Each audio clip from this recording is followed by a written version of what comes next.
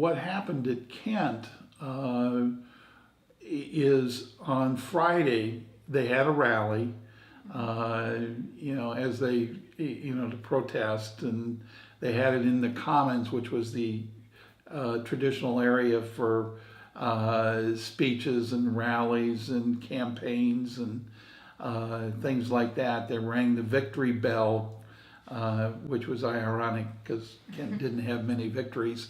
But they buried the Constitution. I think it was the Black United Students that buried the Constitution, and it was a just a typical rally, not widely attended, but was protesting the expansion of the war. Was it pretty calm, or was it? That rally on the 1st of May was calm, and it was in the midday, so there wasn't a lot of activity. Kids were going about their classes, and there wasn't a groundswell on the university, but they were noting, as were most of the universities across the country, the escalation in Cambodia. That evening, you had the kids went down to the local bars in downtown Kent, and there were a small group of students that were upset, and I think rightly so, with the expansion of the war. So they were demonstrating in downtown Kent. Most of the students were in the bars and completely oblivious to the demonstrations outside. Then there was some rock throwing. There were a couple store windows that got broke. There was a bonfire. And I think that the mayor of the city of Kent panicked because he saw, he was getting news of other campuses that were having, some violent protests, and he ordered a state of emergency and asked that the bars be emptied. So now you were taking several very large bars in a very small town. And Kent was essentially a crossroads. There was a traffic light at the center, and you threw all these students out that had been drinking at about 12:30 at night. And the little riot that was going on became a bigger riot, and they pretty well trashed the downtown. So the mayor then called the governor and asked for help. The governor was running for Senate. The vote was on Tuesday, the 5th.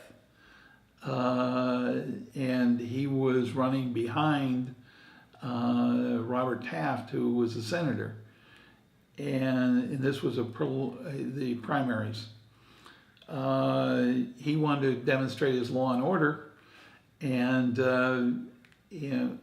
they ordered the guard out.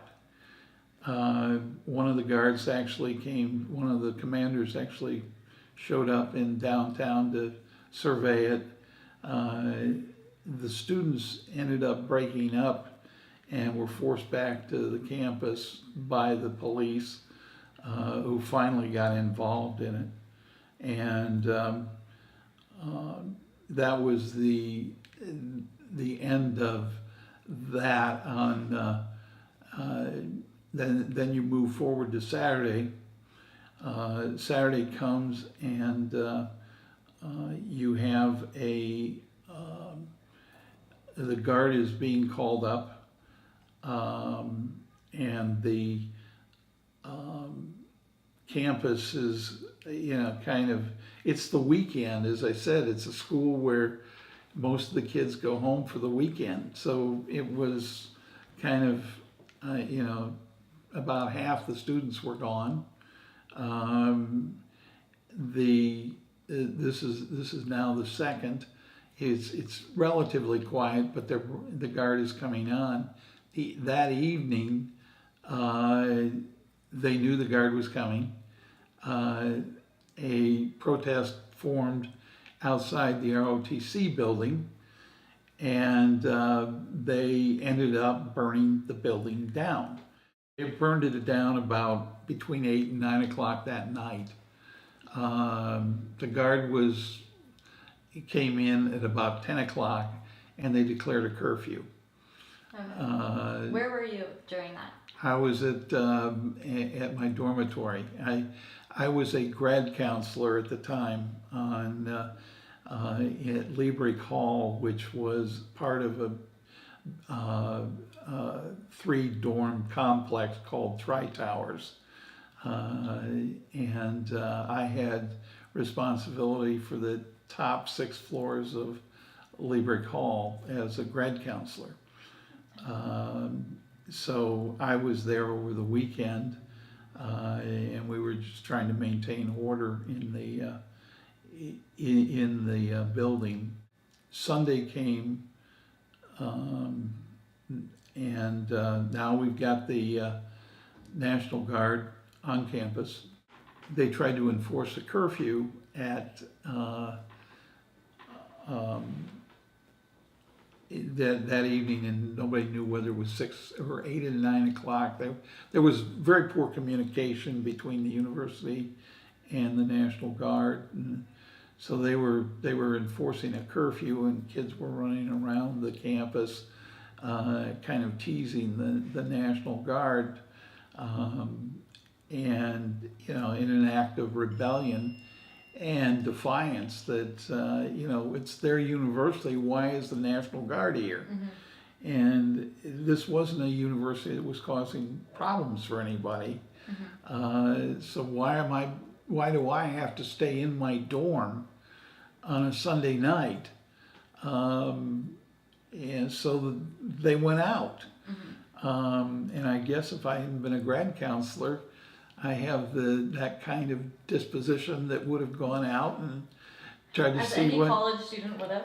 as most college students would. So yes, I'd have been there just to see what they were going to do. So they were chasing the students throughout the campus, and the university was told to lock down the dorms and to not let non-residents in the dorms. So even if I was a resident of a dorm that was 100 yards away, I couldn't come in and visit with my friends in this dorm. Yeah, and it was a difficult time for students to get their head around. Why am I being with a gun? Mm-hmm. They resented it, and I don't blame them. There was a group of people that were asking for a rally on Monday at noon, and Monday would have been May 4th, and the university was saying you can't have a rally. And it's like, this is another event where you're, well, yeah, let's, I'm going to go there to see what's going on. Why can't I have a rally? Mm-hmm. So we went to class. Most of the kids went to class in the morning, and then around noon, 11:30, as classes started to let out for lunch and that kind of thing, people started to migrate to the commons to see what was going to happen. Mm-hmm. The university was saying you can't have a rally, and the kids were saying, well, why not? With the events that took place, the downtown on Friday night, the burning of the ROTC building on Saturday, and on Sunday, the governor showed up and made some real inflammatory statements, characterized the students of Kent as brown shirts, which was a pickup from Vice President Agnew. It tells you the class of people you were dealing with. Which somewhat incensed the people who were aware of that. So you had all these instances, the curfew, people wanted to speak out, we don't like the war, basically, we don't like an expansion of the war when you're telling us you're gonna de-escalate it. We don't like the troops on campus. They were kind of indifferent to the ROTC, but the ROTC building was an eyesore, so we don't like that either.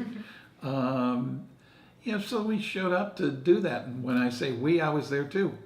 I took my camera out, so I stayed on the outskirts of it so that people weren't, and just took pictures of the protest.